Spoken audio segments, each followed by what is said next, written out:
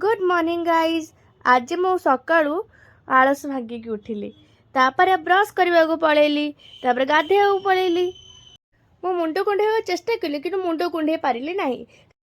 कहीं ना मामा बिना तो सब काम अधूरा। तापर बाहर को आसी देखिले तो वर्षा डेली साड़ी परिवा काटिया रेडी कहीं आज छोटा बेबी आसूची। तापर छोटा बेबी मो पाखे आसनता बोली कांदुला। तापर आंटी टिके ढोल बोल बजेकी ताको साइलेंट करदेला। फिर भी से मो पाखे रहिला नाही। तापर मुझे जमी कर झुमका फुका बजे चुप करदेली ना। मु कौन एम रहा पिला मुझे चुप करदेले। तापर नहीं गली पार्क बुलेवाई। सी मो सागर आराम से पड़े देख लो जादू। तापर पार्क रे से कांदिला। ताको मु आंटी को देदेली। से खोजुची दीदी कहीं आंटी तार फोन कथा टाइम से मत खोजुची देखुना केमती खोजुची से मत पाऊनी। तापर फाइनाली सी मत देखीदेला। तब देखुना केमी मत अनाऊँच मुझे बस दोले चलती। तापर छोटा बेबी पूरा जीवा टाइम आसी जाता कहीं आंटी पिसा घर भी तो जीवार थी ना। तो हेतले कि आंटी पिसा और छोटा बेबी घर को पलैले।